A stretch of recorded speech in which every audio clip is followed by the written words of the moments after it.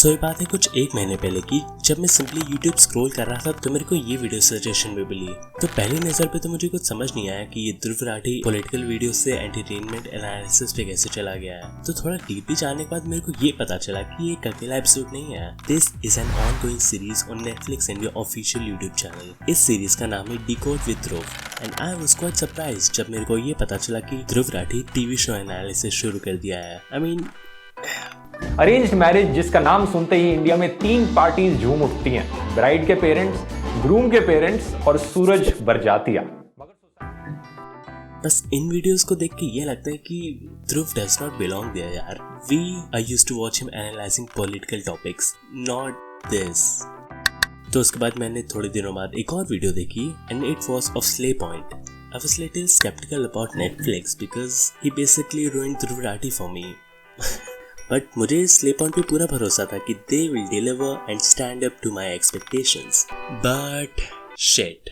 तो शो का नाम था नाउ मीमिंग। अब इनका चैनल खोल के देखो तो तुम्हें शुरुआत से अंत तक विनोद के अलावा कोई मीम नहीं दिखेगा। तुम लोग यार अपना काम करो ना, मेन स्ट्रीम को जाके रोस्ट करो। तुम लोग मीम के चक्कर में क्या पड़ रहे हो यार।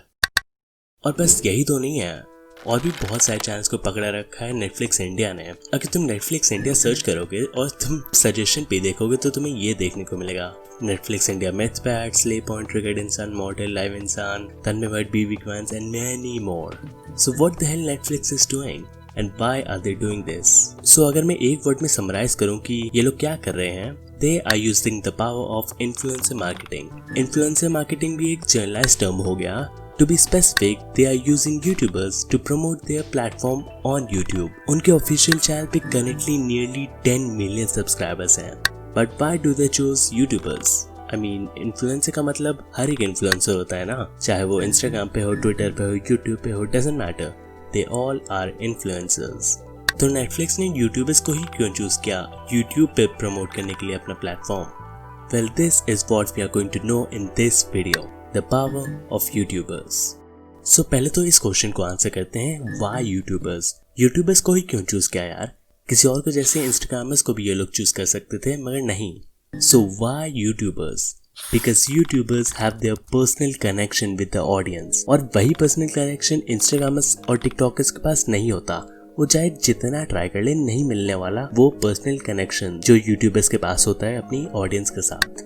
वेल यही तो रीजन है ना कि YouTube subscribers worth more than Instagram followers. और जब से इंस्टाग्राम रील्स लॉन्च हुआ है तब से तो इंस्टाग्राम इन्फ्लुएंसर्स की औकात और भी कम हो गई है।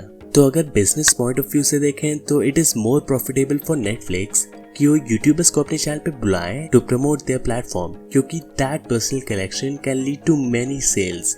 Well, much more sales than a random Instagram influencer. So just imagine taking all the trending YouTubers like Ashish, Mythpack, Triggered Insan, Slaypoint and many more and pay them to promote one thing, only one thing. एक तरफ से भुवन video डाल रहा है, एक तरफ से आशीष video डाल रहा है, एक तरफ से Slaypoint वीडियो डाल रहा है। जस्ट इमेजिन कि कितनी तेज ग्रो होगा इनका चैनल और कितने सारे सेल्स मिल जाएंगे नेटफ्लिक्स को। Just imagine. Yes, I'm literally asking you, just imagine कि कितने सब्सक्राइबर्स लास्ट मंथ बढ़े होंगे Netflix YouTube चैनल पे। Well, the answer is 640,000, 640,000 subscribers Netflix India पे बढ़े हैं। Well, ये है इनका सोशल ब्लेड।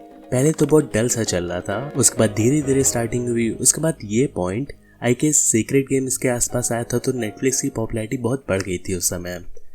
मगर biggest growth of Netflix India was from March 2020 और सितंबर में तो एकदम बूम ही हो गया, नियरली 640,000 सब्सक्राइबर्स और डेली बेसिस पे इन लोग को 10 to 20,000 सब्सक्राइबर्स मिल रहे हैं। अब मेरे को ये तो नहीं पता कि कितने YouTube सब्सक्राइबर्स नेटफ्लिक्स सब्सक्रिप्शन भी लेंगे, बट कम ऑन, बहुत प्रॉफिट हुआ होगा इन लोगों का। I can just speculate a big spike in their subscription number. So हमें इस पूरे सिचुएशन से क्या पता चलता है?